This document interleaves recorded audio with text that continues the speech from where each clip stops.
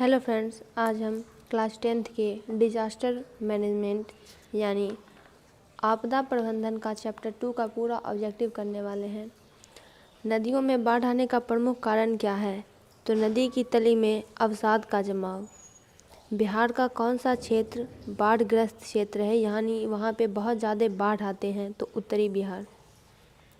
निम्नलिखित में किस नदी को बिहार का शोक कहा जाता है? कोसी को। बाढ़ क्या है? एक प्राकृतिक आपदा है। ये प्रकृति के द्वारा होती है, मानव इसमें कुछ नहीं कर सकता है।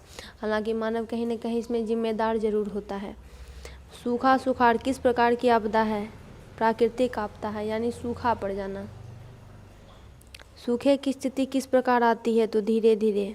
सूखे के लिए जिम्मेवार कारक कौन है? वर्षा की कमी। अगर वर्षा नहीं होती है बहुत दिनों तक, लंबे समय तक, तो सूखा पड़ जाता है। सूखे से बचाव का एक तरीका क्या है? तो वर्षा जल का संग्रहण करना।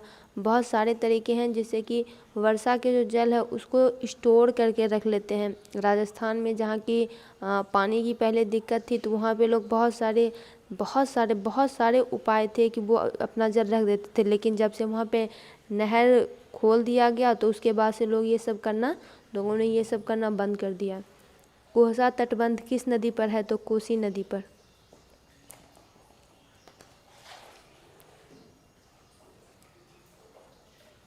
बिहार की बड़ी त्रासदियों में से एक है। त्रासदी का मतलब होता है दुखद घटना। तो बाढ़। भाखड़ा नानगल किस नदी पर है? सतलज। पश्चिम बंगाल में बाढ़ की विभीषिका वाली कौन नदी है, यानी बाढ़ लाने वाली नदी? दामोदर। सतलज नदी पर कृत्रिम जलाशय बनाया गया है। गोविंद सागर। यानी सतलज नदी पर जो आर्टिफिशियल जलाशय बनाया गया है उसका नाम गोविंद सागर है। कृषि सुखाड़ होता है किसके अभाव में? तो मिट्टी के नमी के अभाव में, यानी मॉइस्चर की कमी हो जाती है मिट्टी में। बाढ़ से सबसे अधिक हानि किसको होती है? तो फसलों को भी होती है, नष्ट हो जाते हैं। भवन को होती है, गिर भी जाते हैं। पशुओं को तो होती ही है। निम्नलिखित में से किस क्षेत्र के जाड़े के दिनों में बाढ़ से ग्रस्त होने की आशंका है? तो तमिलनाडु। निम्नलिखित में कौन राज्य सूखे से सर्वाधिक ग्रस्त रहता है? गुजरात। बिहार में कितनी जमीन पर बहुउद्देशीय सामुदायिक भवन का निर्माण की योजना है? 4000 वर्ग फीट। बिहार के कितने जिलों में आपात कार्रवाई केंद्र स्थापित करने की योजना है? 38। आपदा प्रबंधन का प्रमुख घटक कौन है? तो स्थानीय प्रशासन, गांव मोहल्ले के लोग, स्वयंसेवी संगठन, सभी।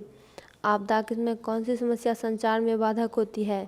तो इसमें होता क्या है कि मोबाइल टावर और ट्रांसमिशन टावर टूट जाते हैं, तो हम एक दूसरे से कांटेक्ट नहीं कर पाते हैं। कृषि सूखा से बचने का सर्वोत्तम उपाय क्या है? तो जल संसाधनों का वैज्ञानिक विकास करना। वैज्ञानिक विकास तो ठीक है, लेकिन ऐसे बहुत से ओल्ड और ट्रेडिशनल मेथड भी है जिसको करके कि वर्षा के जल को आराम से संग्रह किया जा सकता है।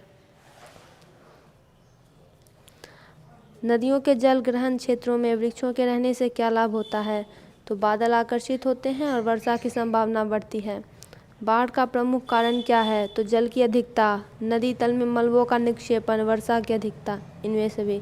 दोस्तों, इसका पूरा ऑब्जेक्टिव कंप्लीट हुआ।